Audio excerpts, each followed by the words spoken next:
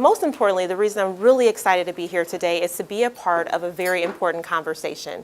And what this is going to be today is not some lecture, it's going to be a conversation. And the reason that it has to be a conversation is because it's a topic that everyone talks about behind the scenes, but no one's really sitting down together discussing, right? I want you to think about the place of worship that you're a part of, the community that you are at. I want you to even think about the place of worship where you grew up. Think about what it looks like today. Because for many churches, there's a missing demographic. There's a missing group. There are some empty pews that were once filled with children and youth, and then all of a sudden they become young adults, and they're missing from our worship experience in our worship communities. And so our conversation today is going to be talking about, where are these millennials? Where have they gone? And why is it that when we approach them about church, they're like, nope, I'm good. I don't go to church. I don't do church, and don't even want to have the conversation. I hope that I can share today some encouragement and perhaps some tidbits to help shift our perspective as we think about what it means to minister to and with and receive ministry from millennials. What do you know about millennials? If someone were to come up to you and use that word, millennial, how would you describe a millennial? Millennials, from my research, are people born between 1981 and 1996. Millennials make up 25% of the population. Millennials are the most degreed generation we've ever seen, the most indebted too. But not because of student loan, not because of credit cards, right? And I like a good Chanel bag and Louis, but that ain't what got me strapped. I ain't never bought a Louis Vuitton I couldn't pay for cash. But when I went to school, baby, let me tell you, that was some debt I just cannot shake. Most stressed out. We're the most indebted and the most degree. We're also the most underemployed. Most incarcerated. What does it mean to be the most degreed and the most incarcerated? And unfortunately, the most degreed aren't spending their time working on policy to make sure we're helping the most incarcerated. Over half of young adults are lonely. We have heard that loneliness among young adults is an epidemic. It is killing people, making them sick and depressed. Technology keeps us connected, but we're not really connecting. The problem is that most of us don't know how to be in each other's lives in a meaningful way. I got some real problems, but guess what? They're discounted because I'm too young to have problems. Just live a little bit. I've got real issues that I want to talk about, but I want to be taken seriously. When I'm deep in anger about white supremacy, when I'm deep in anger about structural injustice in this country, can I find music like this in the church? I want to find music like this in the church that I can turn to. This idea of having to choose of, like, do I identify as Catholic? Do I identify as another denomination? Do I identify, as I try to reclaim my own indigenous traditions? Is that binary, and that having to choose is a function of white supremacy. Like this idea that there's only room for one or the A or B, and that shows a profound lack of imagination, because it shows that we can only be boxed in here, right? And we're so much more than that. Can you believe what just happened? No one even said anything. The sermon didn't even address it on Sunday. Why are we being quiet about this? Maybe one of the reasons why our nation is still dealing with racism in so many ways is because we have not acknowledged the past in a public way. The church doesn't offer real talk. Number one reason why they're like, peace out, I'm out of here.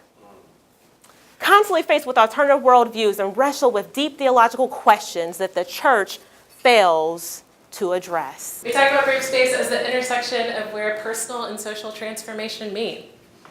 So in a world where things are messy and people are coming from different backgrounds and divergent views, where we are more polarized than ever before, when we lean into this idea of brave space, it affords us the opportunity to start somewhere when it comes to thinking about how we might come together across our varied differences and do work together. And I'm not just talking about the obvious like political differences that are tearing our country apart. I'm talking about the people who sit on your pew on Sunday, right? If there is one space left that is an intergenerational diverse space, it's our local congregations. Millennials are not exclusivists. And so for you to want me to go and knock on someone's door and tell them they're going to hell if they don't go my way just probably makes us more uncomfortable. Millennials are the most progressive on cultural and social views. They're accepting, they're loving, they're affirming. They want to embrace. They want their family and friends to be embraced. Token millennial, you want me to bring some people with me? Well, this is what they're going to look like. This is what they're going to believe. But then when I bring them here, are they accepted? When I'm in spaces that weren't meant for me, when I'm in spaces that probably most of our ancestors helped build or were never designed with us in mind, most of us were never meant to be in these spaces, right? When I'm here, it's very easy to feel like I don't belong. I have deep questions and have doubts. Why does the church always suppress my questions and give me easy answers? I'm queer. Why does the church hate me? Why did my parents kick me out of their house? Because of their faith. I'm passionate about social justice and I want equity to happen in this world. Why does the church often seem to be the place standing in the way of progress? And you hit on this one, concerned about social justice, and it will not support institutions that they see in conflict with social justice and economic opportunities. Most democratic has nothing to do with voting, just how we see life and structures, lack of hierarchy. We just don't feel like we need those things. Been known to hang in groups, which can sometimes be intimidating for other folks, right? Because you rarely just see one young adult by themselves, right? Which is why, if I asked you to think about in the beginning your worship place, your space, and if there's just one, I don't have any comrades, just no one gets me, no one understands me. Millennials are also known as the Google generation. I like to spend a little time thinking about this when I talk about churches, because what do we mean by Google generation? Anything that you want to know. What do?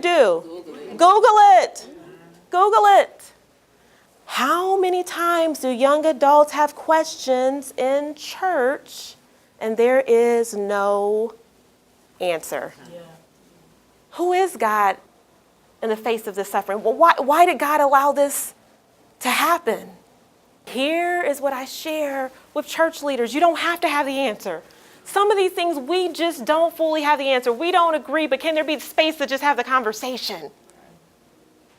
But if you come to the table with already a script, there doesn't leave any space to ask the question, or even to just sit here in the place of grace and say, listen, I know you, this is where you stand, this is where I stand, and this is where we are.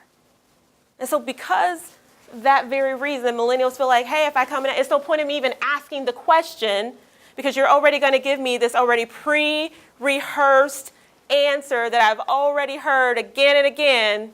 I'm not even going to waste my time anymore. I'm going to go someplace where I can at least just have the dialogue. I often hear God giving us a blunt and honest autopsy report. There's been a mass exodus of youth and young adults leaving mainstream traditional denominations. The church is dying. Young adults are leaving in droves. We know all of this. We hear studies about it. And God says, well, let me tell you why. I hear God giving this autopsy report through the people I work with in the Inclusive Collective, mostly college students and undergrads and other young adults. I have coffee every week, too many times to count, and sit down with people for one-on-one conversations, and I get the same questions over and over again.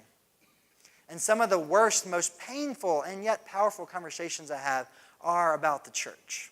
65% of the church is 65 years or older.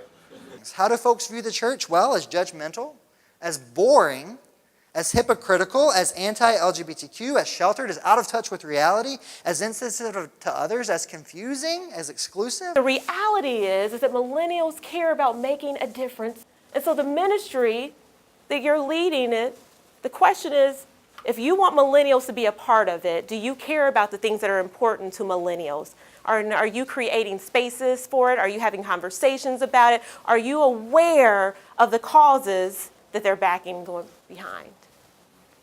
I start with this picture of glasses tilted to the side. You notice that between the glasses and on the outside of the frames, the picture never gets any clearer. Normally, when we look through glasses, we see more clearly. But sometimes, when it comes especially to matters of faith, even when we change our perspective, things might still look hazy. We are reminded, when looking at a picture like this, perhaps, of the words of Paul, who talks about, right now I only see through the glass dimly, but one day I'll see God face to face. And this is an image that I want to start the time with, because no matter how much education we get, MDivs, anybody going through MDiv programs right now in the room, no matter how much education we get, no matter how many conferences we go to, no matter how much we even try to listen, we'll always only see dimly. And yet, even still, God calls us to be with each other, and God calls us to look and learn from one another.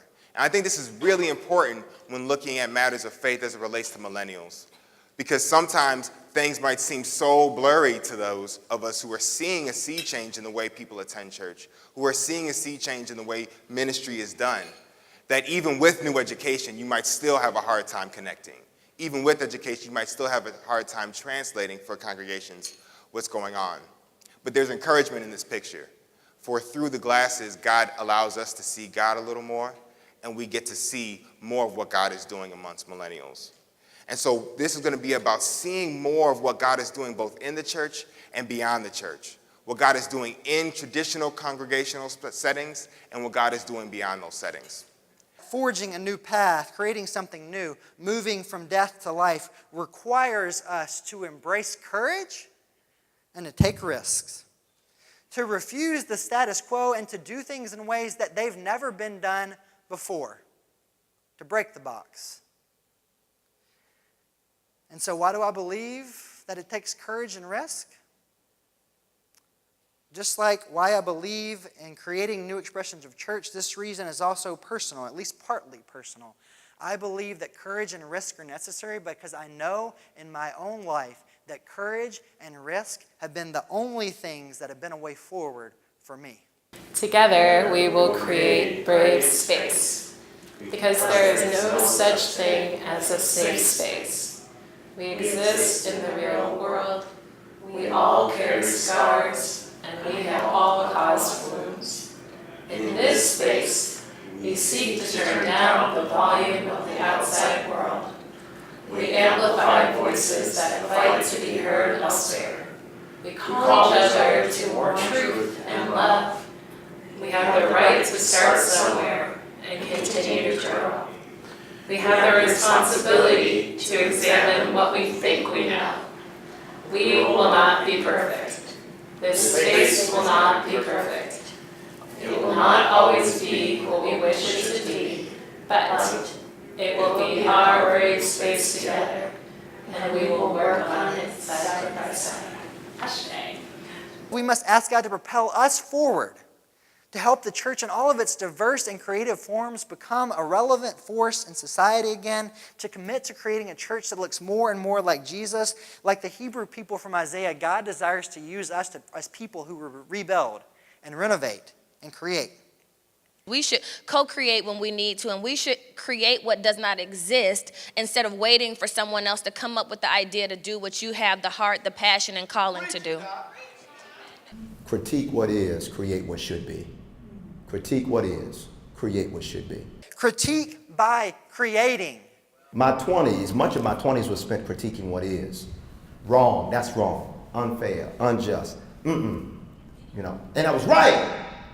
I turned 30, God said, all right, bro, good. And unless you want your obituary to just read, he critiqued everything, you got to roll up your sleeves and create the reality that you keep on saying is wrong everywhere else. Have you created the space for them to challenge the status quo? And that doesn't mean they're being disrespectful. I am tired of begging for what my community needs from me. And I am not going to go to Barna and tell them they need to research my demographic. I am not going to Pew and tell them we need more research for my demographic. I am going to create what does not exist, and that is holy work. So here was the idea. Pieces, kitchen, land, vans, multi-purpose room, people, bring them together and create an alternative food system, our own system. Instead of just putting all our energy into reforming the food system as it is, save some of that energy to create what you need for yourself. 46% of millennials create original content.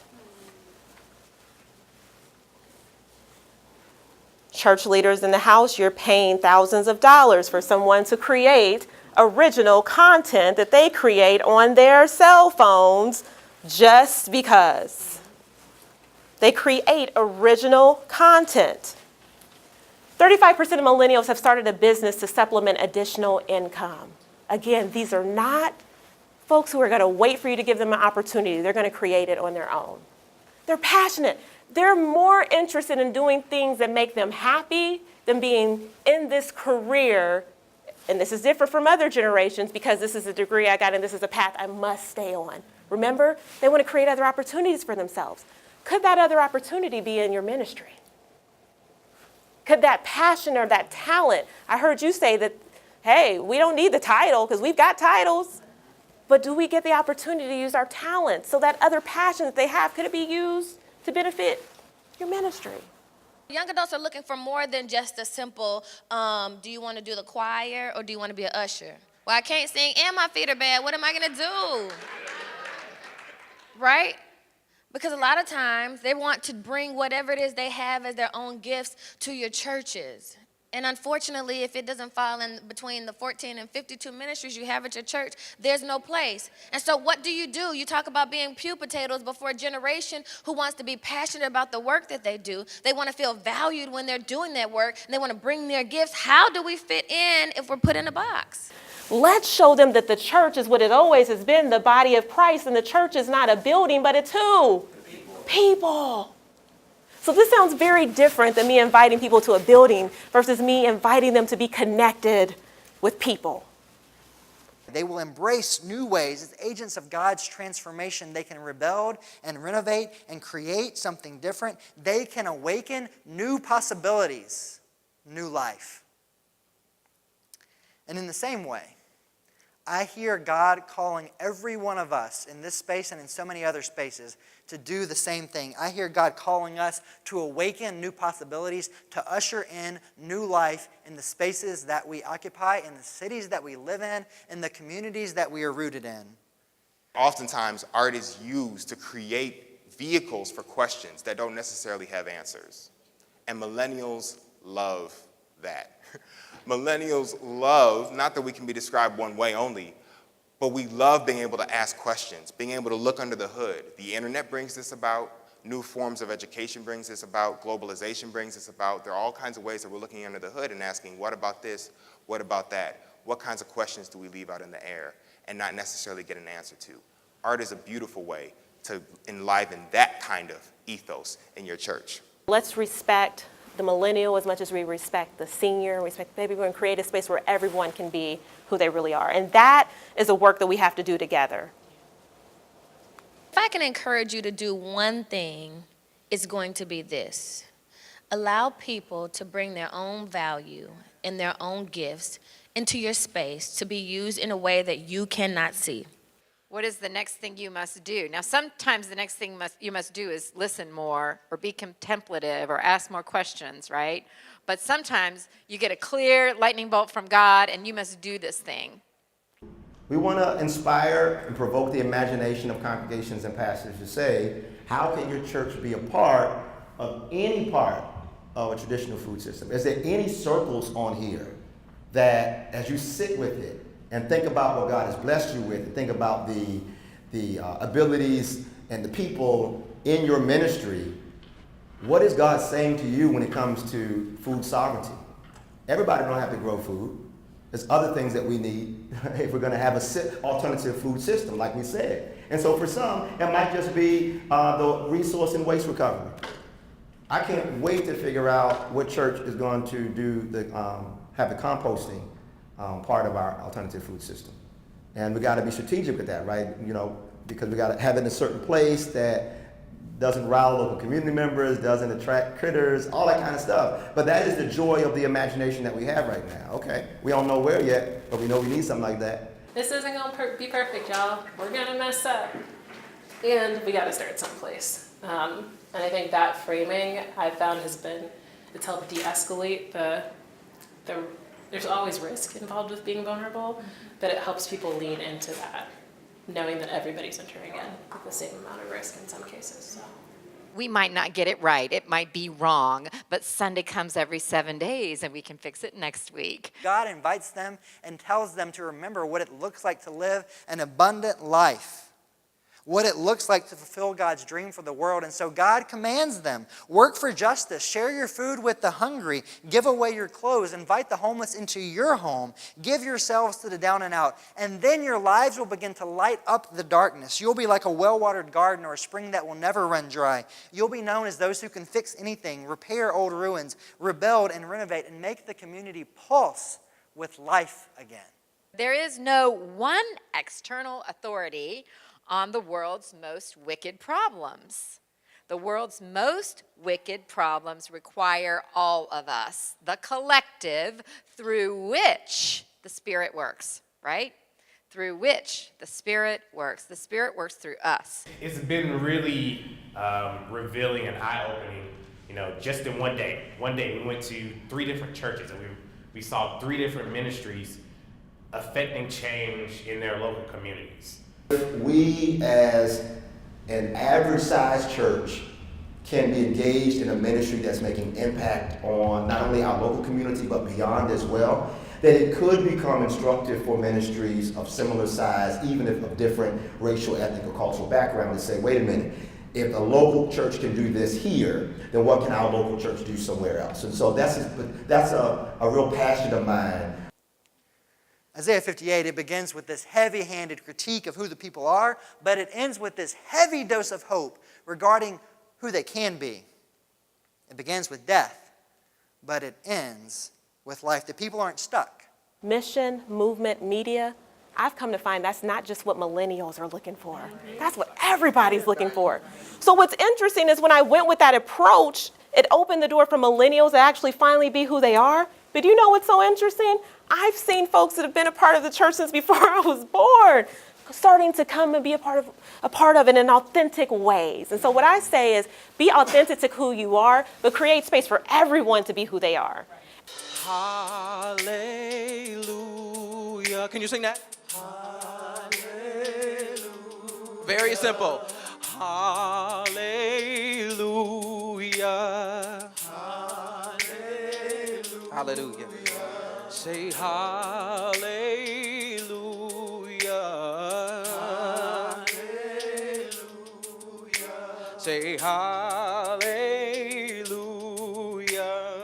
Hallelujah.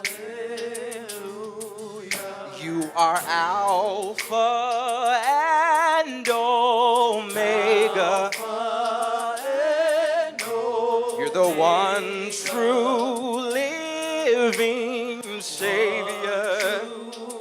Hallelujah. There is no one greater. Lord, you reign forever. Say hallelujah.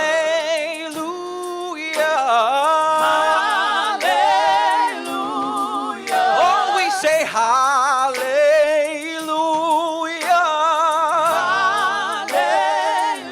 Hallelujah. We say hallelujah. Hallelujah. Say hallelujah. Come on, it's real simple. Come on, let's lift them up. Yeah, we say hallelujah.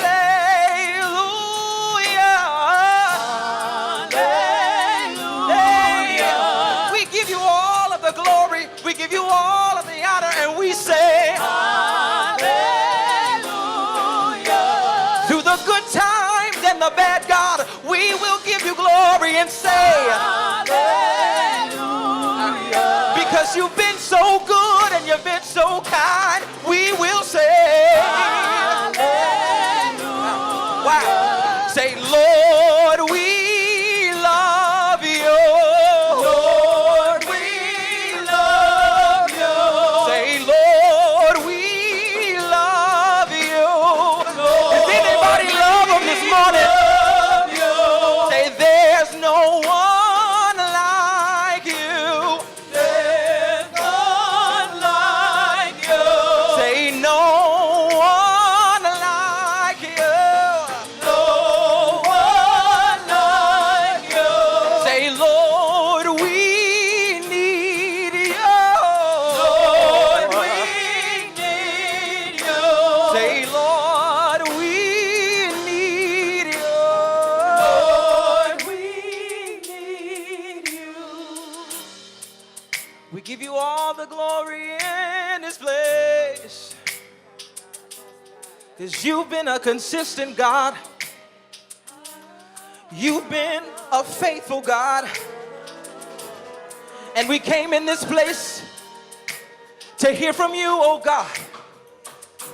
We've gathered in this place, oh God, for you to breathe on us, for you to empower us. Hey, God, we want to change the world, but we need you. We can only do it through your power. We can only do it by your Spirit, Jesus.